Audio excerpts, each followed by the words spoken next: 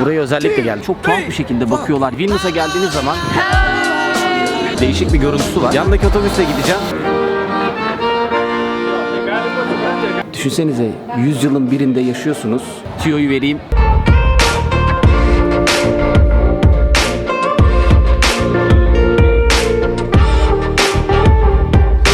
Daracık sokaklar dedikleri yerlerden bir tanesindeyim. Bizdeki otobüslerden çok bir farkı yok. Gördüğünüz gibi normal standart bir otobüs. Sadece Avrupa'da seyahat yapacağız işte arkadaşlar. Ülkelerden ülkeye geçiş yapacağız. Bu kadar. Çok abartacak bir şey yokmuş yani. Yandaki otobüsle gideceğim. Riga'dan Vilnius'a bir 4 saat kadar sürmesini bekliyorum. Yani bilette o şekilde yazıyordu. Yolları göreceğiz bakalım nasılmış.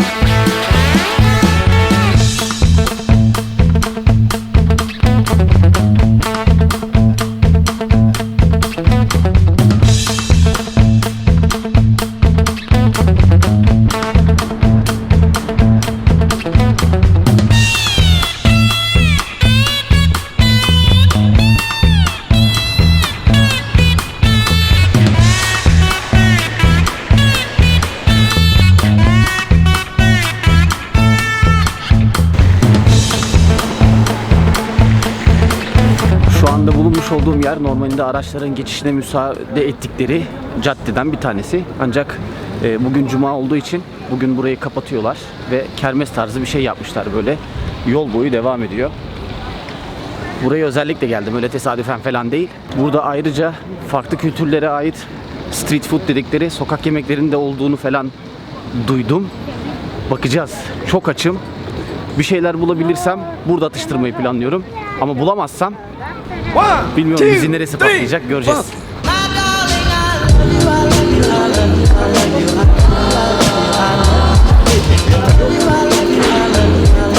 Yalnız gözüme bir tek orada somon vardı, onu kestirdim. Yani yaklaşık olarak 200 gram falan haşlanmış, pişirilmiş karışık bir somon satıyorlar. Fiyatı da restoran gibi ya burası. Anlamadım. 8 euro dedi. Yani o kadar etmez ya. Hani sokaktasın, kermes halindesin ama 8 euro da biraz abartı geldi bana. O yüzden almadım. Şu an devam ediyorum. Adamlar o kadar uzun uzadıya yapmışlar ki yol bitiyor. Burada normalde diğer tarafa devam eden yol var. Dörtlü yol aldı. Yetmemiş, buradan devamını koymuşlar. Bakalım bu kermesin sonu nereye kadar gidiyor bilmiyorum tabii ki. Çok açım gerçekten. Bir şeyler bulursam güzel olacak. Arkadaşlar merhaba. Say hello to Turkey. Hey! Thanks. Bu arada Letonya ile Litvanya'yı hala karıştırıyorum. Buraya bu 4. gelişim ama hala günü bugündür karıştırıyorum isimlerini. O yüzden ben başkentleriyle hitap edeceğim. Şu an Vilnius'tayım. Riga diyeceğim diğerinde mesela. Latvia, Letonya. Neyse, Letonya herhalde Riga'nınki oluyor. Ya karıştırıyorum. Neyse. Şöyle bir şey var şimdi. Estonya biliyorsunuz Rusya tarafına biraz daha yakın olduğu için orada çok fazla Rusça konuşan insan var. Genç nüfus da buna dahil. Riga kısmına gittiğimiz zaman da orada da çok fazla Rusça konuşanlar var. Ama Vilnius bölgesinden bahsedecek olursak burada orta yaş üzeri tabii ki Rusça biliyor, konuşuyor ama çok fazla tercih etmiyor. Yeni nesil direkt İngilizce konuşuyor. Çünkü yeni nesille mesela bilmiyorum Avrupa'ya kendilerini daha yakın olarak hissediyorlar. Daha yakın hissediyorlar kendilerini. Bak şu anda Rusça konuşan birisi. Ya denk geliyor gerçekten. Yani hem Rusçayı çok aktif şekilde kullanıyorlar. Hem İngilizceyi kendi dillerini zaten saymıyorum bile. Bu şekilde güzel. Buralar güzel ya. Bak şimdi burada henüz normal bir şeyler bulamadım ama yolda geçerken de bunu da atlamak istemedim. Burada tatlı tarzı sattıkları bir şeyler var. Bak ben size göstereyim. Bu peynirli, Bu portakallı, elmalı. Burada hatta eta şambula. Это карамель, кофе, карамель и орех. Aha, kahve, karamel ve fıstık, işte fındık fıstık bir şeyler var içerisinde. Okey, ya adlı eta vazmıyor. Peynirli ve o karamelli kahveli olandan tercih ettim. Şimdi alıyorum. Burada tabii nakit geçiyor. Tvorog dedikleri bir şey var. Bu Rusya bölgelerinde, daha doğrusu Sovyet bölgelerinde Rusça dilinde öyle diyelim tvorog diyorlar buna. Bu bizim şeye benziyor. Çökelik gibi. İşte bu ondan ama biraz tatlı bir çökelik bu. Önce bundan başladım. Birazdan kahveli karamelli bir şey vardı. Ona geçeceğim. O altında. Yolda yürürken bir yandan bakıyorum. Bu arada o kadar da ucuz sayılmaz. Mesela bunlara tanesine 1,5 euro verdim. 2 tane aldım işte. Yolda az önce yine balık gördüm. Somon balığı. Dilimine 10 euro falan dedi mesela burada da. Ha, sokakta o kadar da ucuz sayılmaz yani. Kermes tarzı bir şey yapmışlar. Görünümü de bizim çarşamba pazarına benziyor. Belki salı. Tadı güzel, ben beğendim bunu. Bunu yiyip McDonald's var ya aslında. McDonald's. Tamam, birazdan. Şu karamelin de tadına bakayım. Kermesin sonuna geldim. Bu arada şöyle hazır yürüyorken şu ikincisinin de tadına bakayım. Bak, böyle değişik bir görüntüsü var. İçerisinde karamel, kahve ve fındıklar var yani. Fındık parçacıkları var.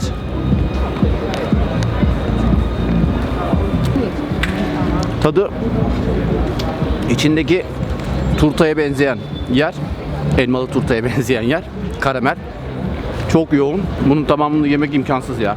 Ya tadı fena değil ama aç karınla denemek için de buna yüklenirsem normal bir şeyler yiyemem. McDonald's'ın yanında dikiliyorum. Birazdan içeri saldıracağım. Hatta ben kasmayayım, direkt içeriye gireyim. Bir şeyler yiyeyim. Kendime geleyim. Ondan sonra da bunları zulaladım. Akşam devam ederim. Hatta çıkışta da bir tane çay alayım. 10 numara. İyi fikir.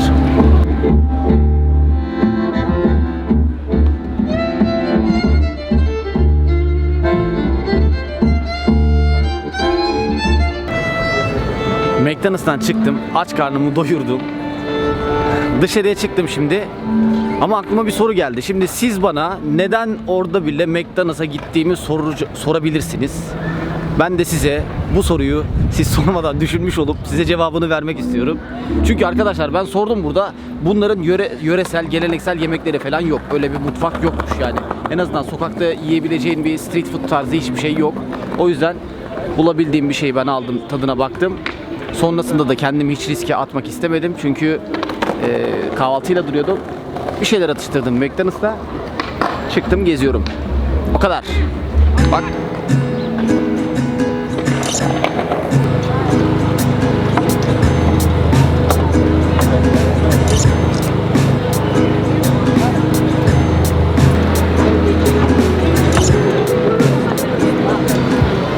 Bu az önce size göstermiş olduğum adamın ateşin yanında yattığı şeyin adı bunların dilinde şakotes anlamına geliyor. Şakotes demekmiş.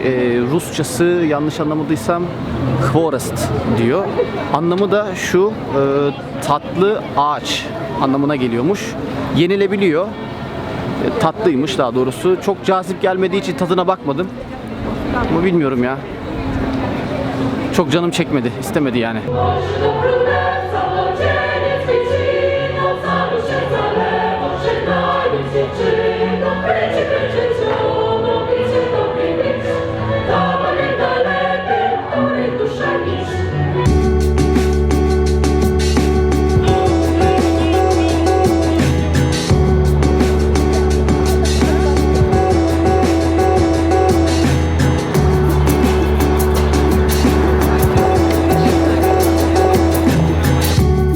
Litvanya'daki Katolik topluluğun ibadet merkezi konumundaki Vilnius Katedrali, kentin eski kısmının merkezinde yer alıyor.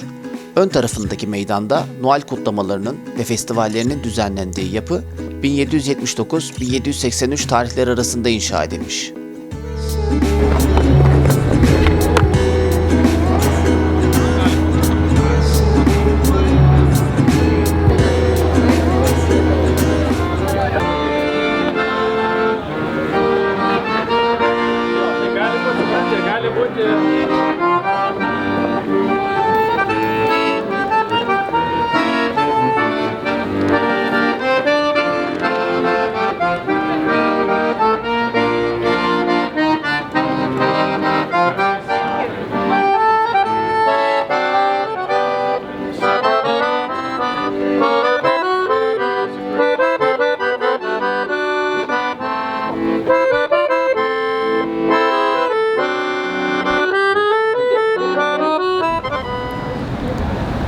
bölgelerde gerçekten çok fazla sık ve birbirine çok yakın binalar inşa etmişler zamanında. Daracık daracık sokaklar dedikleri yerlerden bir tanesindeyim. Tamamen doğaçlama geziyorum.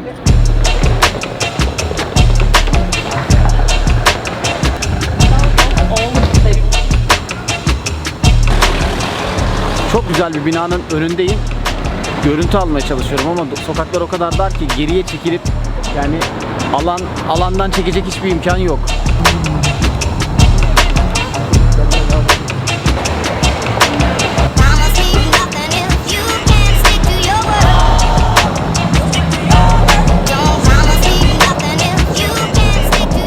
Wow, güzel araba.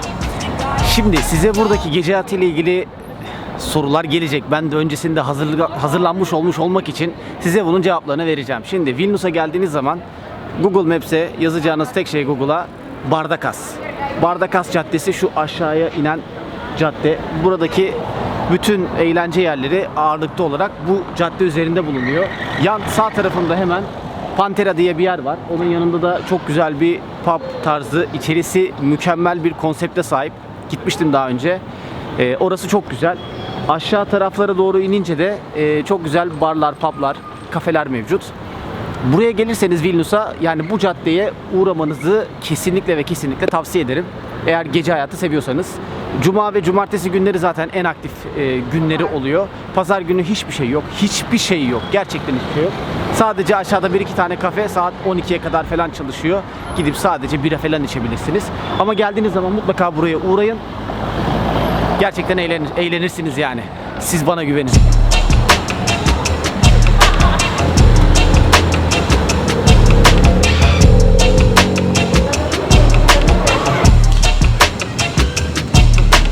Litvanya dili o kadar ilginç bir dil ki sonuna bütün her şeyin sonuna as koyuyorlar. Mesela örnek vereceğim. Baras, restoranas falan filan diye böyle çok komik bir çekimleri var. Sokaklarda yürürken tabii insanlar çok pozitifler. Burada mesela bu caddede özellikle çok fazla genç nesili görmek mümkün. Çünkü akşamları özellikle en çok gençler çıkıyor ve yaş ortalamasına bilmiyorum kameraya yansıyor mu yaş ortalamasına gerçekten şaşırabilirsiniz.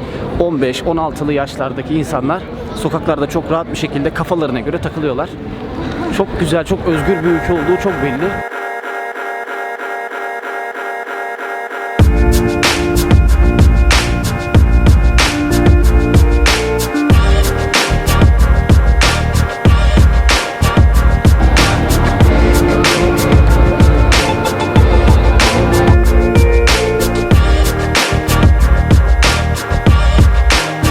Selam. İkinci günden herkese selam. Bugün hava çok daha güzel düne göre. Güneşli. Ben de o yüzden erkenden hemen hiç zaman kaybetmeden dışarıya attım kendimi. Daha güzel, daha fazla şeyler çekip gösterebilmek için. Ben de görüyorum tabii sayenizde. Sağ olun. Yani düşünüyorum bazen böyle bir hobim olmasaydı eğer bu kadar çok gezmeye meraklı olur muydum diye herhalde gider bir tane kafede zaman öldürürdüm. Mu acaba bilemiyorum. Yani böyle bir hobiye sahip olduğum için de gerçekten mutluyum. Öyle diyebilirim. Burada da bu arada güzel nehir varmış. Şimdi yukarıda şu dağın üzerinde çok güzel bir yapıt var. Oraya çıkacağım birazdan.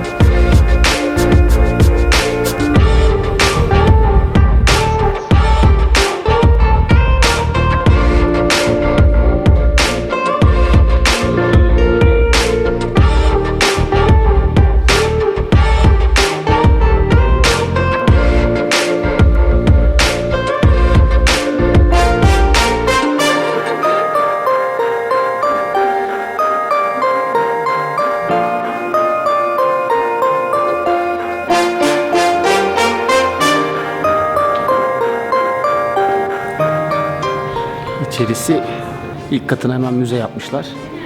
Burada çok güzel sergiler koymuşlar. Aklıma şey geldi ya. Ya düşünsenize bak ne kadar enteresan bir şekilde el yapımı yani oyma, el yapımı işçilikler bunlar. Zamanında kullandıkları silahlar, argümanlar vesaire. Yani düşünsenize 100 yılın birinde yaşıyorsunuz. Bunu bugün de içinde söyleyebiliriz yani bundan 100 yıllar sonra bugünün eşyalarına, malzemelerine, argümanlarına bakıp vay be zamanında neler yapıyorlarmış, neler kullanıyorlarmış diyecekleri günler de gelecek. Aynı şey bu şey için de geçerli. Düşünsenize. Zamanın birinde yaşıyorsunuz ve şu şeyi yapıp kullanırken kim nereden bilebilir ki bu yaptığın son çalışma, son şey. Ondan sonra yok oluyorsun veya işte yüzyıllar sonra buluyorlar bir şekilde gibi.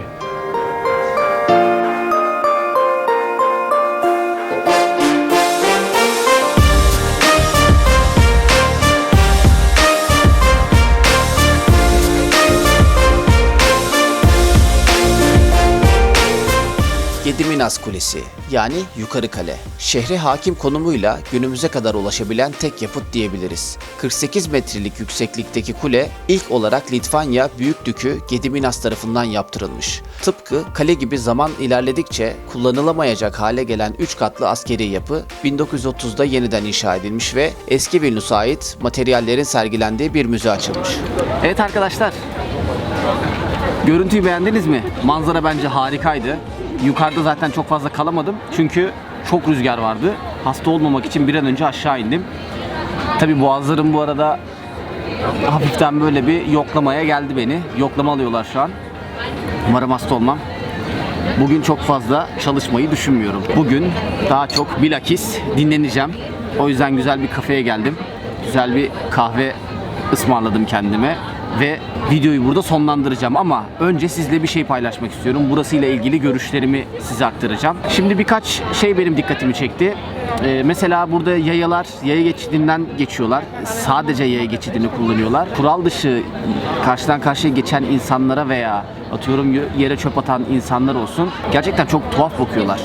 Yani kuralları kendileri koyuyor ve kurallara kendileri uyuyor, uyduruyor. Uymayanlara da çok tuhaf bir şekilde bakıyorlar. Yaklaşımları çok enteresan. Yani insanlar utanıyor gerçekten. Yani kuralın dışına çıktıkları zaman utanıyorlar. Bu da çok güzel bir sistem oluşturuyor kendilerinde. Yani hem kuralı koyuyorlar hem bunu uyuyorlar, bunu yaşıyorlar. Yaşam tarzları haline getirmişler. Bu kadar turist geliyor olmasına rağmen yerler inanılmaz temiz. Bir tane çöpçü ben görmedim. Bir tane gereksiz çöp konteyneri görmedim. Ya bilmiyorum, görmedim ya. Yani bizde her 200 metrede bir koca çöp konteynerleri oluyor. Bunlarda öyle bir şey yok. Aksine minik minik çöpler koymuşlar. Her 50 metreye, 100 metreye. İnsanlar elindeki çöpü zaten çöp kutusuna atıyor. Saçma sapan yerlere bir şey atan yok. Çok güzel. Ya öğrenmemiz gereken çok şey var ya. Kendimizi eğitmeliyiz bence. Birçok konuda eğitmeliyiz. Eğitim şart. Mesela burada taksi dikkatimi çekti. Çok ucuz. Kilometrelerce yol gidiyorsun. Sadece ödediğin 2-3 euro bir şey. Ve Uber, tabii ki Uber. Yani Uber'in Türkiye'de olmayışı, bizlerde olmayışı gerçekten çok manidar. Çok enteresan ya. Ya üzülüyorum. Bu kadar güzel bir sistemi kullanmadığımız için veya bu tarz bir yazılım kendimiz akıl edemediğimiz için çok üzücü. Bir de güven konusu var tabii. Ben AVM'lere girdim. Bir tane X-ray cihazı görmedim. İnsanlar burada birbirlerine güveniyorlar. Tamamen bir o kadar özgürler ve bir o kadar da güvendeler. Yani bunu buradan anlayabilirsiniz gerçekten. İnsanlar kendilerine güveniyorlar. Başkalarına da güveniyorlar. Turistlere de güveniyorlar. Herhangi bir şekilde denetlemiyorlar. Geçerken X-ray cihazından geç bakalım, telefonu çıkart, işte çantanı şuradan geçir falan muhabbeti yok. Çok enteresan. Gerçekten çok enteresan. Neyse, başınızı çok ağrıtmayacağım. Umarım videoyu beğenmişsinizdir arkadaşlar. Teşekkür ederim. Haftaya da Tiflis'e gideceğiz. Gürcistan'a. Bizim Emre ile. Çok güzel bir video olacak. Şimdiden tüyoyu vereyim. İnanılmaz bir video sizi bekliyor. Bizi de bekliyor. İlk defa gideceğiz ama çok iyi hazırlandım diyebilirim. Yani umarım istediklerimi kayda dökebilirim. Teşekkür ederim. Ben biraz kahve keyfi yapacağım. Bugünlük bu kadar. Çalışmıyorum daha fazla. Kendinize iyi bakın. Görüşürüz. Aşağıdan like koyup kanala da abone olmayı unutmayın. Ki bildirimleri de açın. Tabii ki bildirimleri açın ki en yeni içerikler önce sizin elinize gelsin. Görüşürüz.